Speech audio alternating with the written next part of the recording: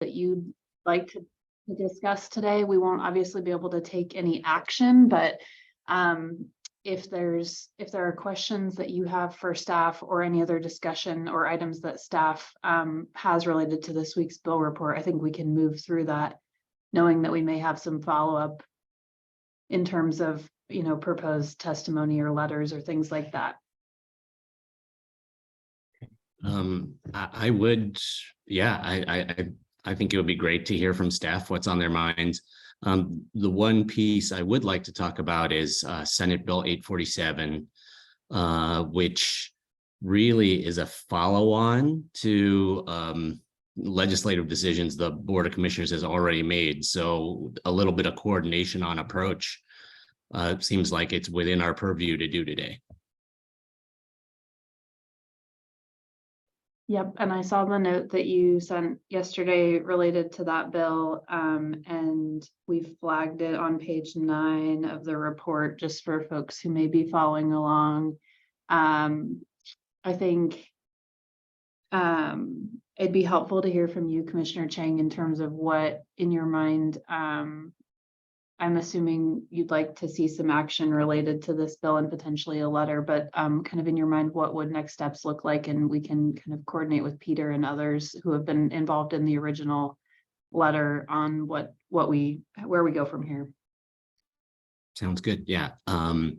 So this, I believe this bill will be of greatest interest to community development and maybe health services, and also the Coordinated Homeless Response Office. So there's been a lot of discussion about being able to site outdoor shelter outside of the urban growth boundary of the city of Bend. And for me, a bunch of the kind of impetus for exploring that policy change and getting authority to do that on exclusive farm use zone land is connected with the Scales property, which is about a half a mile outside of the Bend city limits, just northeast of the Ward Hanby roundabout, the new Ward Hanby roundabout on Highway 20.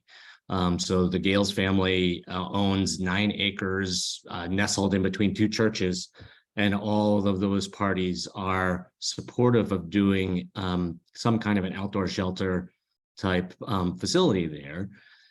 And the only challenge is that it's exclusive farm use zone, so we are not authorized to site that in that location. So I believe most of you have already heard about or seen the letters to the governor, to the state legislature, and to the Department of Land Conservation and Development, essentially asking them for flexibility to be able to site outdoor shelter outside of urban growth boundaries in resource lands, such as EFU zoned lands. And now we're hearing that the emergency shelter siting bill from the last legislative session, HB 2006, is being updated. So they're going to reauthorize it essentially in the form of this new bill called Senate Bill 847. The first draft of Senate Bill 847 has not changed the language about where emergency siting authority is possible yet. So it says the exact same thing, within incorporated cities and on rural residential zoned lands. So that would not help us with this EFU site. So my hope is that the letter that we sent to all of our legislators who cover Deschutes County will actually have an impact, and they will work to include provisions in that bill that would allow a siting of outdoor shelter on resource zoned lands, EFU zoned lands, within a mile of an urban growth boundary. And so the challenge right now, I think, is just getting amendments to a bill that is already making its way through the legislature.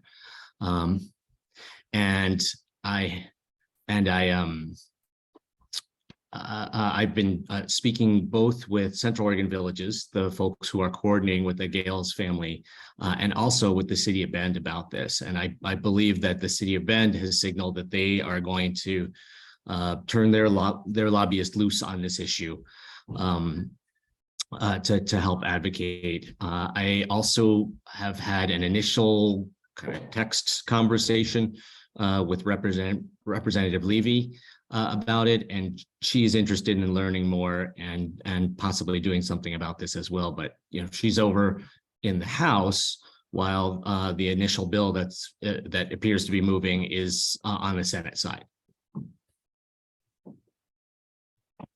Thank you. That's really helpful. I don't know if Eric or Peter, I know that you've been kind of leading on our earlier correspondence related to this issue. And turn it over to you if you have questions or any thoughts. From my perspective, it's just a great opportunity because we're asking for this change, and here's a mechanism. So it looks like a good opportunity to try to get an amendment to get that change. Yeah, I would echo Eric's remarks as well. This is an extraordinary opportunity to have this bill to carry these respectful revisions that don't undermine the integrity of Oregon's land use system. So I think in terms of next steps, just a proposal and really open to feedback here, but staff could draft a letter for discussion by the board on Monday under other items, and then we could kind of revisit this conversation and get direction from the board at that time. Does that feel like that would work for you, Commissioner Chang?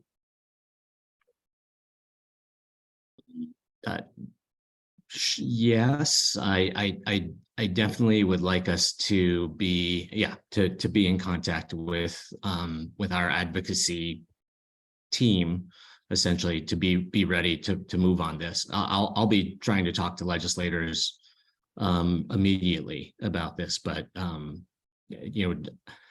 I don't know, since this is not a spending bill. There's no, this is not going to be one of those bills that has to sit around and wait until Ways and Means gets to it.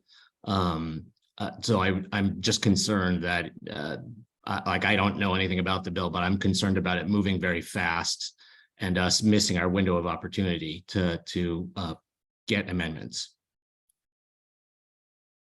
I certainly hear that, and I think we can get the ball rolling today and potentially send a draft out by email just with a follow-up note that we'd be looking for feedback and discussion on Monday. Great, thank you.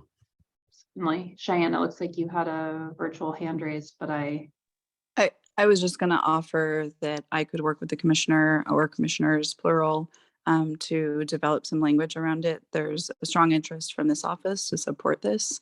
It would create a lot of local flexibility and opportunities, not just for shelter siting, but also development of affordable housing in smaller unit sizes, which is really effective for housing chronically homeless individuals. thank you. And Cheyenne, since you function as one of a nexus with the city of Bend, if it's on their radar screen and they're going to be working on this, conceivably we could just draft off of whatever they're doing. Sure. I think there's also interest from other cities within the county. And so I think it would be important to engage, especially Sisters in La Pine, because they've been looking for alternative tools to potentially even bring in Forest Service land into their city boundaries or urban growth boundaries. So they've been having these conversations as well. And I understand that they're different for Redmond and Bend than they are for Sisters in La Pine, the boundaries. But I think especially the affordable, like the development standards for affordable housing have been of special interest for those two cities as well. Maybe we could ask Peter whether state land use in this way actually has any jurisdiction on federal lands.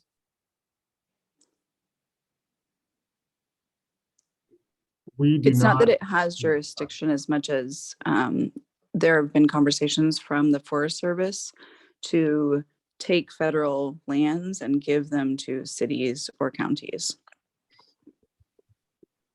Okay, yeah, Yeah, to your question, we don't have jurisdiction on right. federal land, so to get those lands transferred would then into non-federal ownership, obviously opens the doors for being subject to local and any state regulations. Right, right. Yeah. So Cheyenne, just to put this on your radar, we are working on a land conveyance for our solid waste department right now. A federal land conveyance. It is a long and complicated process. But I would say that the solid waste transfer is our first priority at the moment, but definitely something that we could work on in the long term.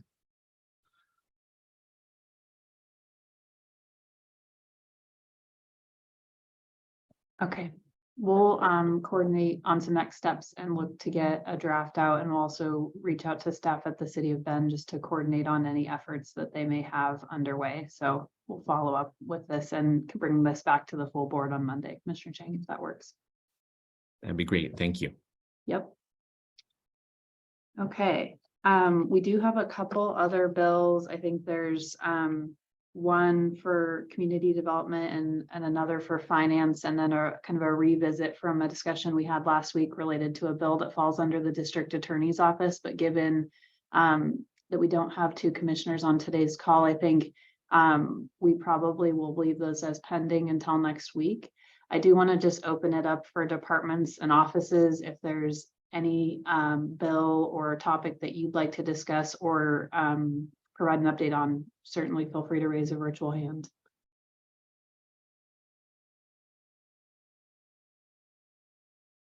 Okay, Peter. Well, there's I want to make the group, and I'm sorry, this is going to be so land use centric, but just to bring it to the attention of administration and Commissioner Chang, House Bill 3197 pertains to clear and objective procedures and regulations pertaining to housing. You'll recall this was stemming from a Washington County land use review of a land use proposal regarding a subdivision. Anyway, the courts basically determined that local governments need to have clear and objective standards and procedures for housing, not just within urban growth boundaries, but outside UGBs. There's been some revisions to 3197 in an attempt to scale back that sweeping declaration by the courts to apply to unincorporated communities, non-resource lands, undefined. But I think what I interpret that to mean, Commissioner Chang, as you're well aware, we've seen a number of properties that have been able to convert the zoning from exclusive farm use to multiple use agricultural 10 or rural residential 10, as well as lands where it says are allowed for where residential uses are permitted. And they're another kind of terrible term that's undefined. What this means, just cutting to the chase, is if this modified version of House Bill 3197 is adopted and signed into law, it comes into effect on July 1st of 2025. CDD will have to go through and spend significant resources to amend numerous codes, including potentially our floodplain zone, our wildlife area combining zone, which has some discretionary criteria that pertain to housing. So it's an unfunded mandate, and it will take significant resources over approximately a 2-year period to get our regulations and our procedures, clear and objective procedures for housing, in alliance with this bill. I communicated to AOC these observations and received a response back from Washington County essentially saying that they're doing everything they can to kind of narrow the application of the existing law. And I gather that the development industry is doing everything they can to, as one would expect, to have this clear and objective housing criteria expand far and wide, potentially onto resource zone land. So it's a juggernaut. Just wanted to let everybody know, specifically Commissioner Chang, and ultimately I need to let the other two commissioners know of this potential mandate that would be applied to CDD and the work that would go into updating our procedures and regulations.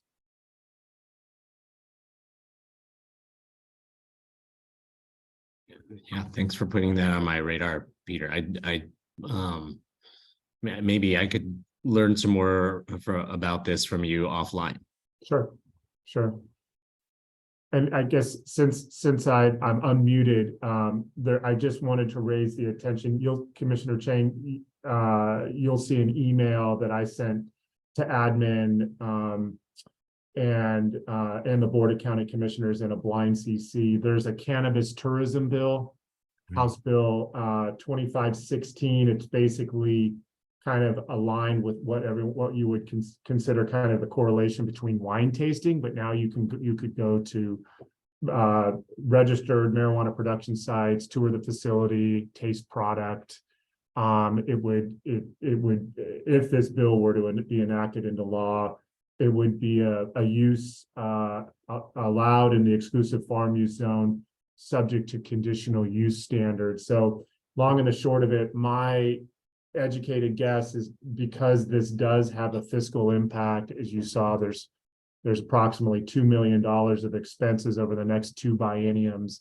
I don't think it's going to pass just because of the sensitivity of the state budget, but just wanted to bring it to your attention and certainly legal and administration in the event that somehow this was able to address that fiscal impact and was adopted into law. This early in the week was the first time I was aware of this legislation. So I'm just again wanting to highlight it for those that are interested in marijuana related opportunities or activities.